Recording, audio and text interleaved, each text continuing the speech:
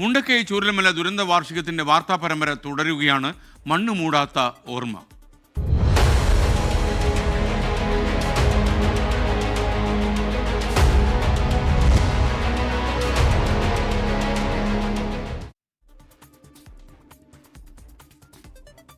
മഹാദുരന്തത്തിന് ഒരാണ്ട് ആകുമ്പോൾ ഓർമ്മകളിൽ നടുക്കം വിട്ടുമാറാത്തവരാണ് മുണ്ടക്കൈ ചൂരൽമല പ്രദേശങ്ങളിലെ പാവം മനുഷ്യർ. ദുരന്തത്തിൻ്റെ മണിക്കൂറുകൾക്ക് മാത്രം മുമ്പ് വയനാട്ടിലെ 24 വാർത്താ സംഘത്തെ പുഞ്ചിരിമട്ടത്തേക്ക് കൂട്ടിക്കൊണ്ടുപോയ ആളാണ് ചൂരൽമല സ്വദേശി രമേശ്. മരണത്തിൻ്റെ മുൾമുന താണ്ടിയ അനുഭവമാണ് രമേശിനുള്ളത്. രമേശാണ് തങ്ങൾ മരണത്തെ മുഖാമുഖം കാണുകയാണ് എന്ന സന്ദേശം അർദ്ധരാത്രിയിൽ 24 വാർത്താ സംഘത്തെ അറിയിച്ചത്.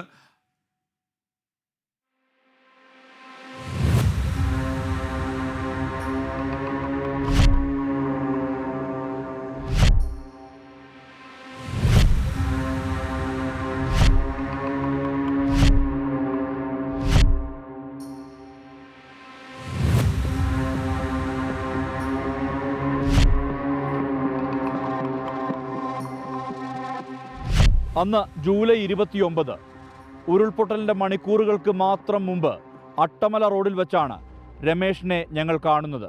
രമേശാണ് ഞങ്ങളെ പുഞ്ചിരിമട്ടത്തേക്ക് കൊണ്ടുപോയത്. ഈ ദുരന്തത്തിൻ്റെ വിവരം അന്ന് അർദ്ധരാത്രിയിൽ ഞങ്ങൾ വിളിച്ചറിയിച്ചതും ഈ രമേശാണ്. ഓർമ്മകളിലൂടെയുള്ള യാത്രയാണ് ചൂരൽമലയിൽ ഈ ദുരന്തത്തിൻ്റെ വാർഷികത്തിൽ സംഭവിക്കുന്നത്. വയനാട്ടിൽ ഇടവിട്ട് അതിശക്തമായ മഴയാണ് പെയ്തുകൊണ്ടിരിക്കുന്നത്. ഞാനിപ്പോൾ നിൽക്കുന്ന പ്രദേശം മേലെ മുണ്ടക്കൈ എന്ന് പറയുന്ന പ്രദേശമാണ്.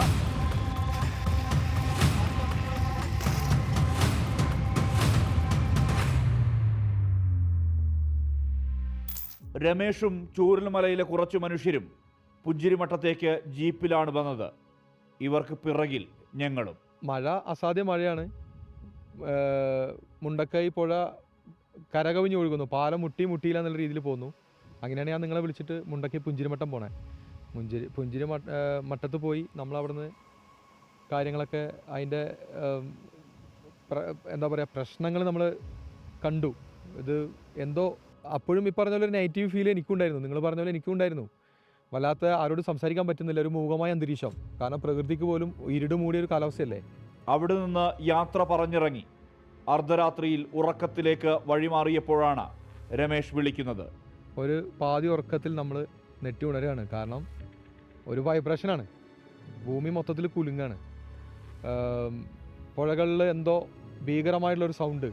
അപ്പോഴാണ് മനസ്സിലായത് ഉരുൾ പൊട്ടിയിട്ടുണ്ട്. വീടിന് മുറ്റത്ത് വന്ന് നോക്കുമ്പോൾ തന്നെ മൊത്തത്തിൽ ഒരുവിധം പടവെട്ടിക്കുന്ന് ഭാഗത്തുള്ള വീടുകളൊക്കെ ഒരുവിധം ഫ്രണ്ടിൽ വന്നിട്ട് കിടക്കുന്നുണ്ട്. എവിടെ നിന്നൊക്കെയോ കൂട്ടക്കരച്ചിലുകൾ കേൾക്കുന്നുണ്ട്. അസാധ്യമായിരുന്നു. അതൊരിക്കലും പറയാൻ പറ്റില്ല. പക്ഷെ ഇപ്പോൾ ഇവിടെ വന്ന് നോക്കുമ്പോൾ അതൊക്കെ ഓർമ്മയിൽ വരികയാണ്. പലരുടെയും ഡയൽ ചെയ്യുമ്പോൾ സ്വിച്ച് ഓഫ്. 1 2 വന്നിട്ട് നമ്മളൊരു ആത്മബന്ധം. കാരണം നമ്മൾ തലേന്ന് കണ്ട് പിരിഞ്ഞ ആളുകളാണ്. അപ്പോൾ എന്തുണ്ടെങ്കിലും നിങ്ങൾ വിളിക്കണം കേട്ടോ എന്ന് പറഞ്ഞ് പോയ ആളുകളാണ്. നമ്മൾ ഒരുമിച്ച് ചായ കുടിച്ച് പിരിഞ്ഞ ആളുകളാണ്.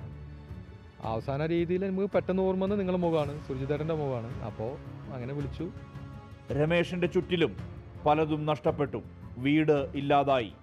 രക്ഷപ്പെടൽ ഭാഗ്യം കൊണ്ട് മാത്രമായിരുന്നു.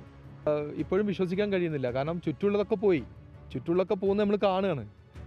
അത് രണ്ടാമത്തെ ഉരുൾപൊട്ടലാണ് ഭീകരത. കാരണം 4 മണി സമയത്ത് ടോർച്ചിൻ്റെ വെളിച്ചത്തിൽ കാണുക മരങ്ങളും മലകളും പൊട്ടി പൊളിഞ്ഞു വരികയാണ്. നമുക്ക് അത് വിശ്വസിക്കാൻ കഴിയുന്നില്ല. ഇപ്പോഴും അതിനെക്കുറിച്ച് ഓർക്കാൻ വയ്യ. കാരണം എന്താ വെച്ചാൽ മാനസികമായിട്ട് നമ്മൾ തളർന്നു.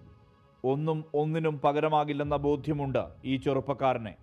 പക്ഷേ അതിജീവിക്കാതെ തരമില്ലല്ലോ. സാർ, നമ്മുടെ സ്വപ്നങ്ങൾ നഷ്ടപ്പെട്ടു കഴിഞ്ഞു. ആ ഒരു ഉരുൾപൊട്ടലോടുകൂടി നമ്മുടെ സ്വപ്നങ്ങൾ നഷ്ടപ്പെട്ടു. കാരണം എന്താ വെച്ചാൽ ഇപ്പം എൻ്റെ പേരൻസ് ഈ കൂലിപ്പണി എടുത്തിട്ട് ഞങ്ങൾ 7 മക്കളാണ്. 5 ചേച്ചിമാരെ പെൺകുട്ടികളാണ്. ചേച്ചിമാരെയും പഠിപ്പിച്ച് കല്യാണം കഴിപ്പിച്ച് കൊടുത്തു.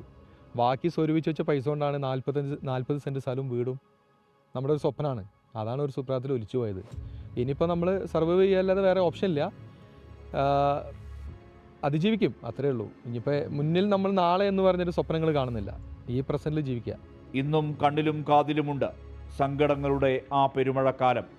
അതിജീവനത്തിലേക്ക് വേഗം വഴി തുറക്കേണ്ടതുണ്ട് ശേഷിക്കുന്ന മനുഷ്യർക്ക്.